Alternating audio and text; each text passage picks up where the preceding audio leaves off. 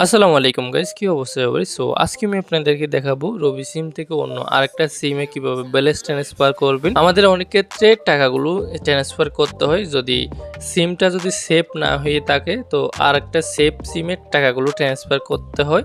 এছাড়া আমাদের পরিবার অথবা ফ্রেন্ডদেরকে টাকা ট্রান্সফার করতে হয়, অনেক বিপদ আপদে টাকাগুলো আমাদের ট্রান্সফার করতে হয়। তো সেক্ষেত্রে আপনি যাকে টাকা পাঠাবেন তার সিমটা যদি গ্রামীণ, বাংলালিংক, এয়ারটেল হয়ে থাকলে আপনারা তারপরেও টাকা পাঠাইতে পারবেন।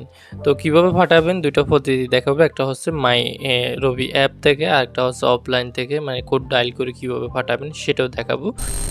ওকে, প্রথমত আপনাদেরকে দেখাবো কিভাবে মাই রবি অ্যাপ থেকে ব্যালেন্স ট্রান্সফার করবেন, এরপর কোড ডায়াল করে কিভাবে ট্রান্সফার করবেন সেটা দেখাবো।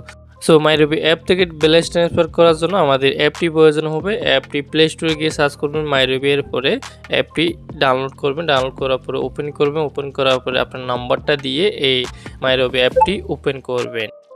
ওপেন করার পরে এরকম একটা ইন্টারফেস শো করবে। সো এখান থেকে একটু নিচে নামার পরে এখানে দেখবেন অনেকগুলো অপশন। এই অপশনটা হালকা একটু বাঁদিকে সরাবেন।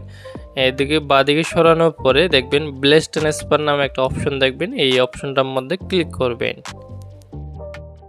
এরপরে যে নাম্বারে টাকা পাঠাবেন এই নাম্বারটা এখানে লিখবেন। লিখার পরে এরপরে নিচে এখানে ট্রান্সফারের পরিমাণটা লিখবেন, কত টাকা পাঠাবেন সেটা লেখার পরে একটু নিচে নামার পরে এই টিক মার্কটা অন করে দিবেন। এরপরে চালিয়ে যান, এই অপশনের মধ্যে ক্লিক করবেন। ক্লিক করার পরে একটা ওটিপি আসবে আপনার সিমে, মানে যে সিম থেকে টাকা পাঠাবেন এই সিমে একটা কোড আসবে। কোডটা এখান থেকে কপি করার পরে এখানে বসায় দিবেন। বসানোর পরে নিশ্চিত করেন এই অপশনের মধ্যে ক্লিক করার সাথে সাথে টাকাগুলো ট্রান্সফার হয়ে যাবে।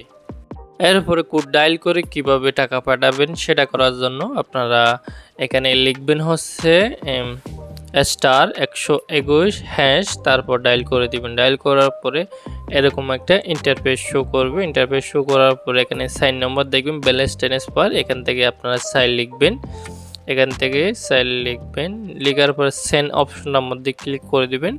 ওকে, সেন্ড অপশনটার মধ্যে ক্লিক করার পরে দেখবেন ফার্স্টে এক নম্বরে এখানে সিলেক্ট করবে। এক নম্বরে ক্লিক করা আবার সেন্ডে ক্লিক করবেন। তো এরপরে আপনার টাকার কত টাকা পাঠাবেন সেটা লিখবেন। এরপরে আবার সেন্ডে ক্লিক করবেন। দেন এখান থেকে আপনি যে নাম্বারে টাকা পাঠাবেন এই নাম্বারটা এখানে লিখবেন। লেখার পরে এখানে সেন্ড অপশনটার মধ্যে ক্লিক করে দিবেন। এরপরে আপনাকে এসএমএস এর মাধ্যমে জানিয়ে দিবে মানে টাকাগুলো গেছে কিনা।